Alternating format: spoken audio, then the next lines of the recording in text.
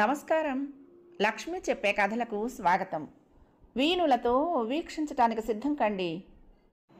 ప్రియ సఖులు, ఇప్పుడు మనం ప్రముఖ రచయిత్రి శ్రీమతి ఆరికపూడి కోడూరి కౌసల్యాదేవి గారు రచించిన అనిర్వచనీయం ధారావాహికం నుండి 4వ భాగం వినేద్దామండి. అన్న భాస్కరం తేనె మాటలకు సావిత్రి నిజంగా పొంగిపోయింది. మర్నాడు ప్రయాణం సమయానికి జయంతి కడుపులో ఏదో బాధ నీరసమని మూలుగుతూ పడుకుంది. భగవంతుడా, ఇప్పుడు ఏమిటి చెయ్యటం? ఇక నాకు సెలవు లేదే. తల 2 చేతులతోనూ పట్టుకుని చతికిల పడ్డాడు భాస్కర్. సావిత్రి కంగారుగా సత్యమూర్తిని పిలుచుకొచ్చింది. అనారోగ్యం ఏమీ కనిపించడం లేదే, అయినా ఒక గ్లూకోజ్ ఇంజెక్షన్ చేస్తాను, బీపీ పల్స్ అంతా బాగానే ఉంది అని ఇంజెక్షన్ చేసి వెళ్ళిపోయాడు సత్యమూర్తి. ఏం చేస్తాం, ఈ అనారోగ్యంతో నువ్వు రాకుంటేనే, నువ్వు ఉండిపో, మళ్ళీ వచ్చి తీసుకువెళ్తాను అంటూ ఒక్కడే ప్రయాణానికి సన్నాహమయ్యాడు భాస్కర్. చూడు సావిత్రి, ఎంత అవసరాలకు ఆదుకుంటున్నా సత్యమూర్తి పరాయి యువకుడు. కొంచెం నీ హద్దుల్లో నువ్వు ఉండటం, జాగ్రత్తగా మసలుకోవటం మంచిది అని తిరుగు సమాధానం కోసం కూడా చూడకుండా రిక్షా ఎక్కేశాడు. మ్రాన్పడిపోయిన సావిత్రి చాలాసేపటిగానే తేరుకోలేకపోయింది. తేరుకున్న తర్వాత కూడా మామూలు మనిషి కాలేకపోయింది. అలాగుంటున్నావేం అంటూ తల్లి పదే పదే ప్రశ్నించినా తన బాధ చెప్పుకోలేకపోయింది. ఇది వరకటంత చనువుగా గోవిందమ్మతో కానీ సత్యమూర్తితో కానీ మాట్లాడలేకుండా ఉంది. ఛీ, సొంత అన్న మాట్లాడవలసిన తీరేనా అది? ఒక రోజున దొడ్లో నూతి దగ్గర గిన్నెలు తోముతున్న సావిత్రితో ఇష్టాగోష్ఠిలోకి దిగింది నీళ్లు తోడుకుంటున్న గోవిందమ్మ. ఏవమ్మా సావిత్రి, బొత్తిగా కనిపించడం రావటం మానేశావు, పని ఎక్కువగా ఉందా అడిగింది. అవునండి అంది సావిత్రి ఏమనాలో తోచక. అయితే మీ వదిన పురుడు ఎక్కడే పోసుకుంటుందా ఏమిటి, పుట్టింటి వాళ్ళు ఎవరూ లేరా అడిగిందామె. ఏం చెప్పాలో తెలియని సావిత్రి తికమక పడింది. నిత్యం ఎవరేం మాట్లాడుకుంటున్నారోనని అన్ని వైపులా కాపలా కాసే జయంతి వెనక నుండి ఆ మాటలు విననేవింది. ఇక కావలసినంత రాద్ధాంతం. ఇదెక్కడ విడ్డూరమమ్మా, 4 రోజులు అత్తవారింట్లో ఉన్నందుకు పుట్టింటి వాళ్లే లేకుండా పోవాలా? మీ వాళ్ళంతా మీకు లేకుండా పోతారు, మీ నోళ్ళు పడిపోను. ఏం మీరనలేక ఇంట్లో అద్దుకున్న దాని చేత అనిపిస్తున్నారా నన్ను అని తారాజువల లేచింది. నేను అన్న దాంట్లో భావం అది కాదమ్మా అని గోవిందమ్మ తెలియచెప్ప ప్రయత్నించినా ఆవేశంతో కథను తొక్కుతున్న జయంతి వినిపించుకోనేలేదు. హాయిగా నా పుట్టింటికి నేను పోతాను అంటే వినిపించుకోకుండా నా అమ్మ నా చెల్లెలు అంటూ ఇక్కడ పారేసి నన్ను నానా మాటలు అనిపిస్తున్నారు అంటూ శోకాలు కూడా పెట్టింది. నాంచారమ్మ సావిత్రి సిగ్గుతో చితికిపోయారు. కానీ నాంచారమ్మ ఎంతకు తన మనసును తాను సంభాళించుకోలేకపోయింది. ఏమిటి సావిత్రి, మనకి యాపనిందా? జయంతి ఆగడానికి ఎక్కడా హద్దు లేకుండా ఉందే అంది కుమార్తెతో. అంతా మన కర్మమ్మా అంది విసిగిపోయిన సావిత్రి. వాడొస్తే ఏమైనా నీ మనసు కాస్త సాంత్వన చెందుతుంది అనుకున్నాను, కానీ ఆ దిక్కుమాలిన ఉత్తరంతో ఇలాంటి పరిస్థితులు వస్తాయి అనుకోలేదమ్మా అంది. అయినా ఇదెక్కడ విడ్డూరం సావిత్రి? ఏమిటమ్మా? చూడగా ఏమిటో నాకు భాస్కర్ ముందు ప్లాన్ మీదనే తీసుకొచ్చి జయంతిని ఇక్కడ పెట్టాడేమో అనిపిస్తోంది అంది నాంచారమ్మ. సావిత్రి మాట్లాడలేదు. నాంచారమ్మ అంది మళ్ళీ. కోడలికి అందున మొదటి కాన్పు మననెత్తినెక్కించడం ఏంటి? ఎవరో బొత్తిగా తల్లి తండ్రి లేనిది, గతి లేనిది అయితే ఇక ఈ బరువు బాధ్యతలు అత్తమామలకు భర్తకు తప్పవు. కానీ అందరూ అన్నీ ఉన్నవాళ్ళు ఇలా అత్తింట్లో గతులు తీర్చుకుంటాం చాలా తప్పు, మనకి తలవంపులు అంది. సావిత్రి చర్రమంది. మనకేంటమ్మా మధ్యన తలవంపులకి? మన్నెవళ్ళేమంటారు? అవతలి వాళ్ళ అభిమానం లేకుండా ప్రవర్తిస్తూ ఉంటే భరిస్తున్నందుక అంది కోపంగా. అది కాదు సావిత్రి, నీకు లోకం పోకడ తెలియదమ్మా. వాళ్ళు అభిమానం లేని వాళ్ళని, పిసినారి తనపు అల్పబుద్ధి కలవాళ్ళని 10 మంది అనుకోరు. అయ్యో పాపం, మొదటిసారాయే, ఏం తెలుస్తుంది మంచి చెడును? తల్లి అయితే దగ్గరుండి కష్టం సుఖం కనుక్కుంటుంది. అత్త ఆడబిడ్డలు చూస్తారా చేస్తారా, పుట్టింటికి పంపకుండా బాధ పెడుతున్నారు అంటూ ఆరళ్ళు పెడతారు. ఏం తేడా వచ్చినా వెనక ముందు ఆలోచించకుండా అత్త ఏదో లోపం చేసిందంటారు. ఇది లోకం తీరమ్మా అంది. నిస్సహాయంగా నిట్టూర్చింది సావిత్రి. అత్త అతి మంచిగా ఉంటే ఇలాంటి శూర్పణఖ కోడలుగా తయారవుతుంది. కోడలు బుద్ధిమంతురాలైతే అత్త సక్కుబాయి అత్తలా ఉంటుంది. అంత కర్మ. అయినా నా సమస్య అది కాదు ఇప్పుడు. ఇంట్లో తిష్ట వేసిన దాన్ని ఎటు పొమ్మని అనలేము. చాకరీ ఎలాగో చచ్చినట్టు చేస్తున్నాం. డబ్బు ఎలాగని? రావటం పోవటం తీపి కబుర్లే కానీ అన్నయ్య ఒక్క పైసా కూడా సర్దుబాటు చేయటం లేదు అంది నిస్సహాయంగా సావిత్రి. అంతా మన కర్మే, ఏమిటో అయోమయంగా ఉందంతా. నెత్తి నోరు బాదుకుంది నాంచారమ్మ. గుట్టుగా కలో గంజో తాగి ఈ ఇంట్లో పడుందామన్న బ్రతకనిచ్చేట్టు లేరు. ఏం పోయో కాలమో. గోరు చుట్టు మీద రోకటి పోటులాగా నాంచారమ్మకు గుండెదడ నీరసం ప్రారంభమైంది. 1-2 రోజులు నిర్లక్ష్యం చేసి ఊరుకున్న క్రమంగా ఆమె మంచమే దిగని పరిస్థితి వచ్చినప్పుడు మాత్రం సావిత్రి మరి మిన్నకుండలేకపోయింది. అయ్యో అమ్మగారు మరీ అలా ఉంటే మాకెందుకు చెప్పలేదమ్మా, నీకు మరీ ఇంత సిగ్గు సంకోచమేమిటి అంటూ మెత్తగా మందలించింది గోవిందమ్మ సావిత్రిని. మరిక జాప్యం చేయటం తగదు, ఉండు, అబ్బాయి హాస్పిటల్ నుంచి రాగానే పంపిస్తాను అంటూ హడావుడి పడింది. అలాగే సత్యమూర్తి వస్తూ ఉండగానే ఇంకా వీధిలో నుంచే వెంట పెట్టుకుని నాంచారమ్మ వాటాలోకి వచ్చేసింది. పెద్ద వయసులో మనసుకు ఆందోళన దిగులు అధికమైతే సాధారణంగా ఇటువంటి వస్తాయి. బలమైన ఆహారం తింటూ నిశ్చింతగా తిరిగితే నిజానికి ఎంత వార్ధక్యంలోనూ ఏ జబ్బులు రావు అన్నాడు సత్యమూర్తి నాంచారమ్మను పరీక్ష చేశాక. ఇవిగోండి, ఈ క్యాప్సూల్స్ ఇంజెక్షన్స్ ఇవ్వాలి ప్రస్తుతం, ఓ వారం 10 రోజుల వరకు. పళ్ళరసము పాలు వెన్న బాగా వాడాలి మరి అన్నాడు ప్రిస్క్రిప్షన్ సావిత్రికిస్తూ. అలాగే అనలేక అనగలిగింది గుండెల్లో రాయి పడ్డ సావిత్రి. పళ్ళ రసాలు, పాలు, మందులు, ఇంజెక్షన్లు, మా శక్తి ఎక్కడా, వాటి అంతస్తు ఎక్కడా అనుకుంది లోలోన. కర్తవ్యం తోచక ఆలోచిస్తూ ఉండగానే ఆ రోజు గడిచిపోయింది. ఎలా ఉంది అమ్మగారికి? మర్నాడు డ్యూటీకి వెళ్లే ముందు తనంతట తానే వచ్చాడు సత్యమూర్తి నాంచారమ్మను చూడటానికి. ఇంజెక్షన్స్ తీసుకొచ్చారా అన్నాడు సావిత్రిని. తాలెత్తలేక ఎత్తి చూసింది సావిత్రి. సాయంకాలం తెస్తానండి అంది చివరికి ఎలాగో. నాంచారమ్మ దుఃఖాన్ని బలవంతంగా దిగమింగుతూ, ఎందుకులే బాబు, ఈ చరమదశలో ఉన్న జీవికి అవన్నీ, అక్కడికి శక్తి కొలది తాంటాలు పడుతూనే ఉంది. చదువు లేనిది, ఆడపిల్ల, అది మాత్రం ఎంతకని సర్దుకోగలదు. దాని పెళ్ళి అయ్యుంటే నాకింత మనోవ్యధే ఉండేది కాదు, నేను చచ్చిన నష్టమూ ఉండకపోను అంది. సత్యమూర్తి సావిత్రి వంక చూశాడు సానుభూతితో. సావిత్రి బాధగా చూపులు మరల్చుకుంది. అమ్మ ఏదో ఆవేశంలో మాట్లాడుతోంది. సాయంత్రం నేను వస్తాలేండి అంది. అతడేమీ మాట్లాడకుండా వెళ్ళిపోయాడు. సిగ్గుతో వాలిపోయిన సావిత్రి తల అప్పటికి లేచింది. ఎందుకమ్మా మన కష్టనిష్ఠూరాలన్నీ పరాయి వాళ్లతో ఏకరువు పెట్టుకోవటం తేలికైపోవు అంది. నాంచారమ్మ ఏమీ మాట్లాడలేదు. ఆ మధ్యాహ్నం భోజనానంతరం తల్లి వదిన ఎవరు మట్టుకు వారు నిద్రపోతూ ఉండగా సావిత్రి త్వరగా తయారై బజార్కి వెళ్ళింది, సవ్వడి చేయకుండా. వెళ్లే ముందు గోవిందమ్మ దగ్గరికి వెళ్ళింది. ఏమమ్మా, ఇవాళ కుట్టు కేంద్రానికి వెళ్ళలేదా అడిగింది గోవిందమ్మ. లేదండి, అమ్మ అనారోగ్య కారణంగా మనస్థిమిత ఉండటం లేదు, 2 రోజులు ఆగి వెళ్తాను అంది. చాలా కష్టపడుతున్నావమ్మా ఈ వయసులో. తల్లికి నువ్వు చేస్తున్న సేవ చూస్తూ ఉంటే నీలాంటి కూతుర్ని కన్నా ఆ తల్లి అదృష్టవంతురాలనిపిస్తోంది. నా దురదృష్టం కొద్దీ నాకు కుమార్తెలు లేరు అంది. నిరాశగా నవ్వింది సావిత్రి. ఈ రోజుల్లో నా వంటి ఆడపిల్లలు కలవారు చాలామంది అనేక బాధలు పడుతున్నారు అంది. వారించింది గోవిందమ్మ. తప్పమ్మా సావిత్రి, అలా అనకూడదు. అది బాధ కాదు, బాధ్యతా నిర్వహణ కోసం పడే తపన అంతే. సావిత్రి చటుక్కున ప్రసంగాన్ని మార్చింది. మాటల్లో పడి ఇక్కడే ఉండిపోయాను. ఒక స్నేహితురాలి దగ్గరికి వెళ్ళి ఇప్పుడే 1-2 గంటల్లో వచ్చేస్తాను. అమ్మ నిద్రపోతోందని లేపలేదు. లేచి అడిగితే మీరు కాస్త చెప్పండి అంటూ గోవిందమ్మ దగ్గర నుండి నిష్క్రమించింది. బంగారు కొట్టు వర్తకుడికి తన చేతినున్న 2 గాజులు అమ్మ చూపింది సావిత్రి.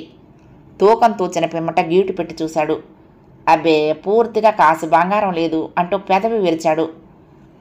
ఎంతైనా నగ చేసేటప్పుడు కంసాలి కొంత రాగి టంకం కలపక మానడు. దీనికి మంచి బంగారం రేటు ఇవ్వలేం అంటూ వ్యాపార సారళి సంభాషణ ప్రారంభించాడు.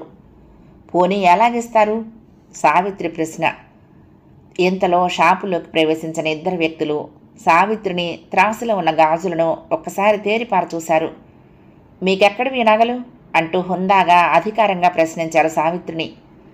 బిత్తరపోయి చూడటమే కానీ సమాధానం చెప్పలేకపోయింది సావిత్రి. చెప్పవేమమ్మా, అడుగుతూ ఉంటే వాళ్లల్లో ఒకడు రెట్టించాడు. ఇవి నీ సొంతమేనా అన్నాడు.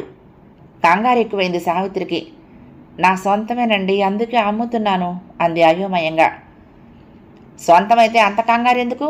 అలా తడబడుతున్నావేంటి? ఏ దొంగ సొమ్మో పోలీసుని పిలవమంటావా? రెండోవాడు ఉరుముతున్నట్లున్న కంఠంతో బెదిరించడం ప్రారంభించాడు. సావిత్రి చటుక్కున్న షాపు యజమాని వంక చూసింది. అతడు గాజుల జాతను చేతిలో గట్టిగా పట్టుకుని మౌనంగా వినోదం చూస్తున్నాడు. ఏమిటండి ఇది? నా గాజులు నేను అమ్ముకుంటూ ఉంటే వీళ్ళెవరు మధ్యన? మీరేం మాట్లాడరేంటి? మర్యాదస్తుల్ని పట్టుకొని ఇంత తేలిగ్గా దొంగ సొమ్ము అంటారేమిటి? అంత కరమేం మాకు. ఇటివ్వండి, పోనీ మరొక షాపుకు పోతాను అంది. నిర్లక్ష్యంగా అతి లౌక్యంగా నవ్వాడు వ్యాపారి. మరొక షాపులోనైనా అది నీదేనని రుజువు చేసుకోవాలి. దొంగ సొమ్మును ఎవరూ కొనరు అన్నాడు. అప్పటికి కానీ అది అందరూ కలిసి నాటకవాడి చేస్తున్న మోసమని గ్రహించలేకపోయింది సావిత్రి. ఒక్కసారిగా ఆమెకు తల తిరిగిపోయింది. కర్తవ్యం స్ఫురించలేదు. మొద్దుబారిపోయి నుంచున్న ఆమెను చూస్తూ హేళనా మిళిత స్వరాలతో వాగసాగారు ఆ ఆగంతకులు. ఎందుకు బాధపడతావు కానీ గుట్టు చప్పుడు కాకుండా వెళ్ళిపో. మాకేం రట్టు చేసుకుంటానంటే నీ ఓపిక. ఆనక పోలీసులు గొడవ చాలా కష్టం అంటున్నారు. అంతేనమ్మా, షాపువాడు వంతపాడాడు. దొంగ సొమ్ము దొరల పాలని అంటూ గాజులు జేబులో పెట్టుకున్నాడు. పరీక్షగా చూసింది సావిత్రి. లేని ధైర్యాన్ని కొని తెచ్చుకుంది. నీకు ఈ సొమ్ము ఎక్కడిది అని ఎవరినైనా సరే అంతగా నిలదీసి అడిగే అర్హత కలట్లుగా వారి వేషభాషలు లేనట్టుగా గుర్తించింది. అయితే మట్టుకు తనకు దిక్కేది? ఏం చేయగలదు? ప్రస్తుతం నోరు మూసుకోవటమే దారి అనుకుంటూ వీధి వైపు దారి తీసింది. వెనక నుండి విజయ గర్వంతో వికటంగా విరగబడి నవ్వుతున్న దగాకోరులను మనసులోనే చెప్పించుకుంటూ, ఛీ, దేవుడు అన్ని విధాలా పరీక్షిస్తున్నాడు. ఇంటికి పోయి ఏమని చెప్పాలి? వెళ్ళి ఎవరినైనా తీసుకొచ్చేటప్పటికి వీళ్ళిక్కడ ఉండరు. ఉన్న సరుకు వాళ్ళకిచ్చిన ఆధారమే ఉంది. దబాయించరు. ఇలాగే అంతా నా దురదృష్టం. నిస్సహాయతతో కనుల స్రవిస్తున్న నీటిని ఒత్తుకుంటూ మెట్లు దిగబోతున్న సావిత్రికి పిపాసార్తునికి చలివేంద్రం కనిపించినంత సంతోషం కలిగి తిరిగి మనస్సుని నిరాశస్థానే ఆశాదీపిక దీప్తివంతమైంది. ఏమిటి విశేషం సావిత్రి గారు, ఎలా వచ్చారు అని ప్రశ్నిస్తూ తన దగ్గరగా వచ్చి నిలబడిన సత్యమూర్తిని చూసేసరికి, అరే అదేమిటి సావిత్రి గారు, మీ కళ్ళల్లో నీళ్లు? ఏం అమ్మగారికి ఏమైనా ఎక్కువైందా అనారోగ్యం? కంగారుగా అడిగాడు.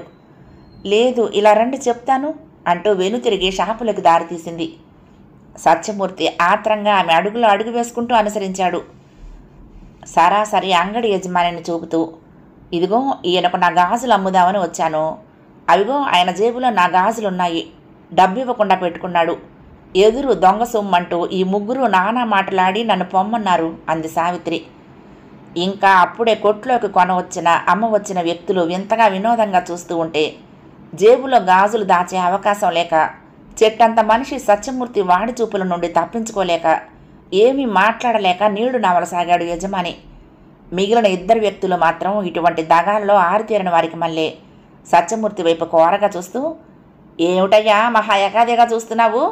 ఎక్కడో ఆరితేరిన మన శల్యం ఉంది ఇవిడగారు. డబ్బంతా తీసేసుకుని పైగా తీసుకొచ్చింది మొనగాడిని, మహామొనగాడిని అని సత్యమూర్తిని కించపరుస్తూ మాట్లాడి, ఏమమ్మాయి ఇప్పుడేగా నీకు 250 రూపాయలు ఇచ్చావు అన్నారు దబాయింపుగా. నాకా? సావిత్రి ఆశ్చర్యంగా అడిగింది. అవతలి వ్యక్తులు మాట్లాడేలోగానే సత్యమూర్తి కటువుగా మందలించాడు సావిత్రిని. అవును, నీకే ఇచ్చుంటారు. ఏం అలా మాట్లాడతావు? ఏం వాళ్ళు నిజంగా ఇచ్చారేమో, నువ్వే అబద్ధం ఆడుతున్నావని ఎందుకు అనుకోకూడదు అన్నాడు. తన వాడనుకున్న సత్యమూర్తి కూడా తననే నిందిస్తూ అవమానిస్తూ ఉంటే సావిత్రిలోని సహనం చచ్చిపోయింది. సరే, జరగగా మిగిలిన అవమానం మీరు చేయదలుచుకున్నారా? మరి మాట రానివ్వకుండా దుఃఖం పెళ్ళిబుకింది. వెళ్ళిపోవటానికి దారితీస్తున్న ఆమెను చూసి పళ్ళికిరించారు అందరూ. సత్యమూర్తి మాత్రం వదల్లేదు. ఆగండి, రావటానికి పోవటానికి కూడా మీ ఇష్టమేనా? ఇంత ఘనమైన వర్తకునిపై మీరింతటి నిందన మోపుతూ ఉంటే అంత సులభంగా పోనిస్తావా అంటూనే టెలిఫోన్పై చేయి వేశాడు. హలో, ఎంక్వైరీస్ పోలీస్ స్టేషన్ అన్నాడు. షాపు వాడికి కంగారెత్తింది. అయ్యా పోనీయండి అంటూ టెలిఫోన్ గట్టిగా నొక్కి పట్టుకున్నాడు. ఎందుకు ఈ రాద్ధాంతం మనకి? ఏదో ఆడది పాపం, పోనీయండి అన్నాడు. ఆహా, ఎంతటి దయనీయులు మీరు! తమకున్నంత దయాదాక్షిణ్యాలు నాకు లేవు మరి అంటూనే తిరిగి పోలీస్ స్టేషన్కు ఫోన్ చేసాగాడు. షాపు యజమాని బ్రతిమాలుతూనే ఉన్నాడు. ఇంతలో ఎవరూ చూడకుండా జారుకుంటున్న ఇద్దరు వ్యక్తులను షాపులో కొనుగోలుకై వచ్చిన వారు దారి అటకాయించి ఆపు చేశారు. ఏం మీరు నెమ్మదిగా జారుకుంటున్నారు? నిజంగా మీరు మోసం చేయని వాళ్ళైతే అంత తొందర ముఖం చాటు దేనికి? అది గది అలా అడగండి, పోనీయకుండా పట్టుకోండి సత్యమూర్తి అరిచాడు. దొంగ రాస్కెల్స్, భయం ఎందుకురా? మీ తప్పు లేనప్పుడు అసహాయంగా ఉన్న ఆడపిల్లలను అవమానించడానికి మోసగించడానికేనట్రా మీ మగతనాలు బలాలును? మీ అంతు చూస్తాను అన్నాడు. బాబు క్షమించండి, కాళ్ళ మీద పడిపోయినంత పనిచేశాడు షాపువాడు. ఇదిగో మీ గాజుల జాత, దయించి వెళ్ళండి, నన్ను రచ్చకీడ్చకండి, పోనీ మేమేం మోసగాళ్ళం అనుకోండి అన్నాడు దండం పెడుతూ. అదిగో ఆపోతే వద్దంది తర్జన చూపుతూ బెదిరించాడు సత్యమూర్తి. మోసగాళ్ళని అనుకునేదేమిటి? మోసగాళ్ళు కనుకనే ఇలా కాళ్ళబేరానికి దిగారు. అంతలో ప్రేక్షకులు విజృంభించారు. వదలకండి, పోలీస్ స్టేషన్కి ఏడ్చండి వేధవల్ని, బాగా చితక్కొట్టండి, షాపు లూటీ చేయండి. షాపువాడు మరొకసారి సాష్టాంగపడ్డాడు సత్యమూర్తికి. బాబు రక్షించండి, ఈ జనం నుంచి బుద్ధి తక్కువై కక్కుర్తి పడ్డాను అంటూనే టపటపా చెంపలు వాయించేసుకున్నాడు. నాకు కాదు ఈ గాడిద క్షమాపణలు చెప్పటం, ఇదిగో ఈ అమ్మాయికి చెప్పుకో. బెదిరిపోతూ ఓ మూల ఒదిగి నిల్చున్న సావిత్రి పాదాల మీదకు పడదోశాడు సత్యమూర్తి. సావిత్రి చటుక్కున 4 అడుగులు వెనక్కి వేసింది. అమ్మాయి గారు, తల్లి మీరే దిక్కు తల్లి. తిరిగి సావిత్రిని బతిమాలుతూ పడి దండాలు పెట్టసాగాడు. చిచ్చి, అందితే జుట్టు అందకపోతే కాళ్ళు అనే రకం, వీళ్లతో మనకేమిటి, నగ తీసుకుని వెళ్ళిపోదాం నడవండి అంది సావిత్రి నెమ్మదిగా సత్యమూర్తితో. కానీ సత్యమూర్తి మాటలతో వదలలేదు. అక్కడికక్కడే పోగై ఏర్పడిన 4 పెద్ద మనుషుల సహాయ సలహాలతో వారిని సాక్షులుగా తీసుకుని క్షమాపణ పత్రం రాయించి తీసుకుని మరీ కదిలాడు అక్కడి నుండి. రిక్షాలో మౌనంగా కూర్చుని కళ్ళు తుడుచుకుంటున్న సావిత్రిని మాట్లాడించటమా మానటమా అని కాసేపు తటపటాయించాడు సత్యమూర్తి. రిక్షా పక్కగా సైకిల్ పోనిచ్చి మెల్లగా అన్నాడు. దొంగలు గోండాలు మధ్యన, అందులోనూ వెంట ఆడపిల్ల ఉన్నప్పుడు కొంత లౌక్యం ఉపయోగించాలి మరి. అందుకే నేను మొదట అలా మాట్లాడాను. మీరు అర్థం చేసుకోవాలి సావిత్రి పరిస్థితిని అన్నాడు. చచ్చా, నేను అందుకు బాధపడటం లేదు, మొదట కాకున్నా తర్వాత అర్థం చేసుకున్నాను అంటూ కళ్ళు తుడుచుకుని నవ్వింది సావిత్రి.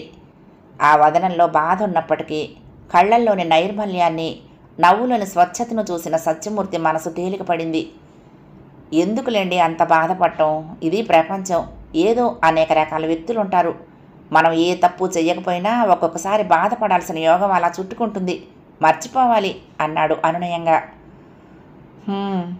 తల పంకిస్తూ సావిత్రి నవ్విన నవ్వులో ఎన్నో భావాలు, మరెంతో విషాదం కురిసింది. అవును, రక్తంలో రక్తం, కండలో కండ అయిన సొంత అన్నే అన్యాయం చేస్తున్నప్పుడు ఎవరో పరాయి వాళ్ళు అక్రమంగా ప్రవర్తించినందుకు బాధ దేనికి అంది. సమాధానంగా సత్యమూర్తి ఏమీ మాట్లాడలేదు. సావిత్రి మనసులో రేగిన కల్లోలం, తుఫాను ఉధృతం ఎంతటిదో గ్రహించగలిగిన అతడు అప్పటికి మటుకు మౌనమే మంచిదనుకున్నాడు. చూడండి, ఇంట్లో ఏం చెప్పొద్దు, మీ అమ్మగారు బాధపడతారు అనవసరంగా అని హెచ్చరించాడు ఇల్లు కొద్ది దూరంలో ఉండగా. అంగీకారంగా తాలుగుపింది సావిత్రి. ఇంకొక్క మాట అన్నాడు. ఏమిటండి? మీరేమీ అనుకోవద్దు, మీ పరిస్థితిని అర్థం చేసుకున్నాను, అందుకే మీ అమ్మగారికి ప్రస్తుతానికి కావలసిన మందులు ఇంజెక్షన్లు నేను తీసుకొచ్చాను. ఈ ఇంజెక్షన్లు కొనటానికే అక్కడ మెడికల్ షాప్కి వచ్చాను, ఎదుటి కొట్లో మీరు కనిపించారు అన్నాడు. సిగ్గుతో అభిమానంతో సావిత్రి తాలెత్తలేదు, మాట్లాడలేదు. తిరిగి సత్యమూర్తి అన్నాడు. నాకు తెలుసండి, పరాయి వాడి నుండి సాయం పొందటమా అని మీరు సిగ్గుపడొద్దు, బాధపడొద్దు. స్నేహితులుగా ఒకరికొకరు సహాయం చేసుకోవటంలో తప్పులేదు. ఇంతకుముందే 1 నెల అద్దె అడ్వాన్స్గా తీసేసుకున్నానన్న ఆలోచనతో మీరు మళ్ళీ నన్ను అడగలేకపోయారు, అందుకే గాజులు అమ్మటానికి వెళ్ళారు కాదు అన్నాడు. అవునన్నట్లు తల ఊపింది సావిత్రి. నా మాట విని ఇక అటువంటి పనులు చేయకండి.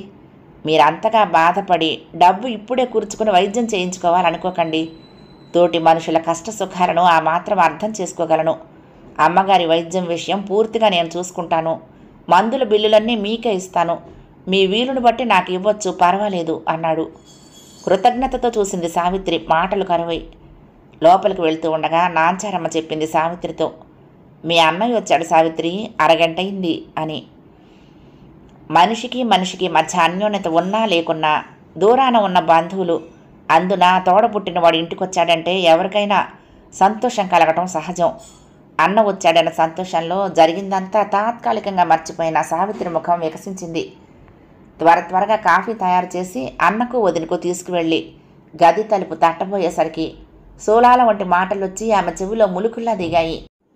తల్లిగారి మందు కోసం బజారుకు వెళ్ళినట్టుంది ఈ ప్రియపుత్రిక. కొంత హేళన మిళితమైన స్వరంతో అంటోంది జయంతి. ఏడవలేకపోయింది. విసుగ్గా ఉంది భాస్కరం మాట. ఈ ముసలిదానికి ఇప్పుడు వైద్యం లేకుంటే ఏమైంది? ఇది చచ్చినా ఆ రోడ్డు పక్కన ఉన్న కుక్క చచ్చినా ఒకటే, ఏమీ నష్టం లేదు లోకానికి. సన్నగా జయంతి నవ్వు వినవచ్చింది. వెంటనే కోపంతో ఉడికిపోయిన సావిత్రి వెంటనే లోపలికి వెళ్ళి చెప్పాలనుకుంది.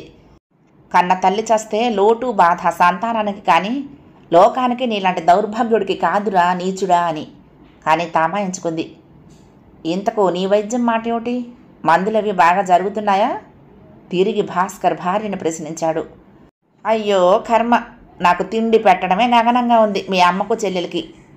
ఎక్కడా లేని డబ్బు మీ అమ్మ మందులకి మీ చెల్లెలు షోకులకి చాలటం లేదు. ఆఖరికి ₹1 సినిమా చూడటానికి, ఓ అణా పువ్వులు కొనుక్కోవటానికి కూడా ముఖం వాచి చేస్తున్నాను ఈ నరకంలో అంది జయంతి. అదే నీకు నేను ఇచ్చిన 200 శుభ్రంగా ఖర్చు పెట్టుకోలేకపోయావా అన్నాడు భాస్కర్. అయ్యో ఇంకా అవి ఎక్కడున్నాయి? మీ చెల్లెలే తీసుకుంది. ఇల్లు గడవటం లేదు, డబ్బు చాలటం లేదు అని పేదరుపులు అరుస్తూ. ఓహో, అడక్కండి మళ్ళీ మీ చెల్లెల్ని. ఎంతైనా చెల్లెలు నేను అడిగించాననుకుంటుంది. ఇక మళ్ళీ ఎప్పుడు ఇవ్వకుండా ఉండటమే మందు అంది మళ్ళీ జయంతి. చిచ్చి, ఈ చీడ పురుగుల సంభాషణ ఏమన్న కొద్దీ మనసు పాడవటమే కానీ ప్రయోజనం ఏమిటి? ఇటువంటి హీనుడికి చెల్లెల్ని అవటం నా కర్మ, కనటం ఆ తల్లి కర్మ అనుకుంటూ తలుపు భళ్ళును తోసుకు వెళ్ళింది మర్యాదలు వెనకకు నెట్టి. సెయ్యిపై పవడించిన భాస్కర్ కొద్దిగా లేచి చెంతనే కూర్చుని ఉన్న భార్య మెడలో చిన్న రవ్వల నెక్లెస్ అలంకరిస్తున్నాడు. ఎదుటి అద్దంలో చూసుకుని మురిసిపోతోంది జయంతి. తలుపు భళ్ళును తెరుచుకోవటంతో జయంతి ముఖం ముడుచుకొని గబగబా లేచిపోయి అంతలోనే గుర్తొచ్చిన దానిలాగా మెడలోని నెక్లెస్ను పమిటి కొంగుతో కప్పుకుంది. టక్కున లేచి కూర్చున్న భాస్కర్ ముఖంలో స్పష్టంగా క్రోధంతో కూడిన అరుణిమ కనపడింది. సావిత్రి మాత్రం వెనక్కు తగ్గలేదు. జంకు గొంకు లేకుండా వెళ్ళి కాఫీ అందించి భాస్కర్కు మాత్రమే అభిముఖంగా నుంచుంది. ఏమైనా లీవ్ పెట్టొచ్చావా? రమ్మని అసలు నేనే రాద్దాం అనుకుంటున్నాను అంది అన్నతో. అడిగిన దానికి జవాబు ఇవ్వకుండా తీక్షణంగా చూశాడు భాస్కర్. ఎక్కడికి వెళ్ళావు అన్నాడు గద్దించినట్లుగా. సావిత్రి లిప్తపాటు కాలం తొట్టుపడి తిరిగి అంతలోనే సర్దుకుంది. అమ్మ మందుల కోసం వెళ్ళాను అంది విసురుగా. వంక బాగా దొరికింది అంటూ చాలా నీచంగా మాట్లాడసాగాడు. అమ్మ మందులు సత్యమూర్తితో కూడా కలిసి వెళ్తే కానీ దొరకలేదా? వాడు సైకిల్ మీద, నువ్వు రిక్షాలోనూ చక్కగా కబుర్లు చెప్పుకుంటూ రావటం లోకం లెక్కే లేనట్లుగా నేను చూడలేదనుకున్నావా అన్నాడు. నెత్తిన పిడుగు పడ్డట్టయింది సావిత్రికి. ఇప్పుడు జయంతి అందుకుంది. పెళ్లి కాని పిల్ల కాస్త హద్దుల్లో ఉండాలి. చెప్పటానికి నేనెవరిని? ఆ తల్లిగారేమో చెప్పరాయే. మగదిక్కులేని కొంప అన్నారు. ఎందుకే ఆడింది ఆటగా ఉంది. ఛీ, రేపు ఏదైనా తేడా వస్తే నీ పాటలు కుక్కలు కూడా పడవు అసహించుకుంటూ అన్నాడు భాస్కర్. ఓ పక్క దుఃఖం పెళ్ళుబికి వస్తున్నప్పటికీ సావిత్రిలో మరో వంక రోషం కూడా తలెత్తింది. కన్న తల్లినే కుక్క అనగల నీచుడు నువ్వు. అత్త ఆడబిడ్డలపై సవారీ చేస్తూ ఇంకా లేనిపోని చాడీలు చెప్పే అల్పురాలి చేతిలో కీలు బొమ్మవు. ఛీ, నీ వంటి వాడితో నాకు మాటలేమిటి? అన్నవు కదా అనే గౌరవం ఈనాటి వరకు ఏం వలన ఉండేది. ఈనాటితో అది చెల్లు అంటూనే విసురుగా అక్కడి నుండి నిష్క్రమించింది. భాస్కర్ అంతటితో వదిలిపెట్టలేదు. చూసావా సావిత్రి ప్రవర్తన? అన్నను నేనుగాక మరెవరు మందలిస్తారు? దీనికింత కొమ్ములా అంటూ తల్లికి ఫిర్యాదు చేసి మరీ సాధింపు మొదలుపెట్టాడు. అటువంటిది కాదది, ఉండు నేను అడుగుతాను, తొందరపడకు అంటూ అక్కడే ఉన్న సావిత్రిని చూసి, ఏమిటి సావిత్రి అన్నయ్య అనేది అంటూ అడిగింది నాంచారమ్మ. చిచ్చి, ఎంత హీనపు ప్రశ్న వేయించుకోవలసి వచ్చింది. నీ కూతురి మీద నీకు కూడా నమ్మకం పోతే సరేనమ్మా, ఏమైనా అనుకో, అది నా కర్మ. సమాధానం చెప్పడం ఇష్టం లేనట్టుగా మాట్లాడింది సావిత్రి. అమ్మా సావిత్రి, ఈ జన్మలో నీ మీద నాకు ఎలాంటి అపనమ్మకము రాదమ్మా. అర్థం చేసుకో తల్లి, పరిస్థితిని బట్టి అడగాల్సి వచ్చింది కళ్ళొత్తుకుంటూ అంది నాంచారమ్మ. తల్లి చెల్లి మాట్లాడకపోవటంతో భాస్కర్ గొంతు బాగా లేచింది అలుసు దొరికినట్టుగా. చిచ్చి, ఆడది ఎంత హద్దు పద్దు లేకుండా పోతే మగవాడు ఎలా తలెత్తుకు తిరగటం అంటూ అరవసాగాడు. జయంతి కూడా ఏమీ తీసుకోలేదు. అన్నా చెల్లెళ్ళు అనుకోక మధ్యన నా జోలి దేనికట, ఆయనట నా చేతిలో కీలు బొమ్మట అని సాగదీస్తూ సాధించసాగింది. మారు మాట్లాడకుండా మనోభారంతో అప్రసన్న వదనంతో ఆ గదిలో నుంచి బయటకు రాబోయిన సావిత్రి ఎదురుగా నిలబడి ఉన్న సత్యమూర్తిని చూసి త్రుళ్ళిపడింది. అంతా అతడు విన్నాడేమోనన్న సిగ్గుతో తల భారంగా కృంగిపోయింది. సత్యమూర్తి కూడా సావిత్రి పరిస్థితిని గమనించిన వాడికి మళ్ళీ ఆమెను తలెత్తి సూటిగా చూడలేకపోయాడు. అమ్మగారికి ఇంజెక్షన్ చేయడానికి వచ్చాను, ఇలా రమ్మనండి అన్నాడు మరో వంక చూస్తూ. అతడి గొంతు వినిపించిన తర్వాత కూడా భాస్కర్ కానీ జయంతి కానీ నోళ్లు మూయటం జరగలేదు. అలాగే వాగుతూనే ఉన్నారు. సత్యమూర్తి మాట వింటూనే సిగ్గుతో కుంచుకుపోయిన నాంచారమ్మ మంచానికి మరింత అంటుకుపోయింది. కొంతసేపటికి తనను తాను సంభాళించుకున్న సావిత్రి, మీరు లోపలికి రండి, అమ్మ లోపలుంది అంటూ మళ్ళీ వెనుతిరిగి గదిలోకి దారితీసింది. సత్యమూర్తి మౌనంగా ఆమె వెంట వెళ్ళాడు. ఏ చేతి మీద చేయమంటారమ్మా? నొప్పి ఎక్కువగానే ఉంటుంది, తట్టుకోవాలి అన్నాడు సత్యమూర్తి నాంచారమ్మ మంచం పక్కన కుర్చీలో కూర్చుంటూ. నాంచారమ్మ ముఖంలో కళలేదు. ఏమీ మాట్లాడకుండా కుడిచే చూపెట్టింది. జయంతి రుసరుసలాడుతూ గది బయటకు పోయింది. భాస్కర్ అదేదో తనకు నిమిత్తం లేదన్నట్టుగా కిటికీ దగ్గరగా నడిచి బయటికి చూస్తూ నిల్చున్నాడు. ఇంజెక్షన్ చేసి సిరంజి బల్ల మీద ఉంచుతూ ఒక టానిక్ సీసా, కొన్ని టాబ్లెట్స్ కవరు సావిత్రికిచ్చి, ఇవి రోజు వాడండి, మాత్రలు ఉదయం సాయంత్రం ఒక్కొక్కటి, క్యాప్సూల్స్ టానిక్ 2 పూటలు భోజనానంతరం, ఏమీ పని చేయకండి. సావిత్రి మాట్లాడకుండా అందుకుంది. సత్యమూర్తి లేచి వెళ్ళబోతూ ఒక్కసారి ఆగి భాస్కర్ వైపు చూశాడు. అతడు ఇటు కావాలని చూడటం లేదని గ్రహించి, భాస్కరం గారు అని పిలిచాడు సౌమ్యంగా. ఏమిటి? అయిష్టంగా ఇటు తిరుగుతూ పుల్ల విరిచినట్టు ప్రశ్నించాడు సత్యమూర్తిని భాస్కరం. ఒక్కసారి ఇలా బయటకు వస్తారా? ఎందుకు? భాస్కర్ మాటల్లో అదే పెడసరం. ఒక విషయం చెప్పాలి. సరే. అయిష్టంగానే వెళ్ళాడు సత్యమూర్తి వెంట. ఇద్దరూ నడిమి వరండా దాటి దొడ్లోకి నడిచారు. పెరట్లో రహస్యాలేమిటి మగవాళ్ళకి? కొంచెం హేళనగానే ఉంది భాస్కర్ కంఠం.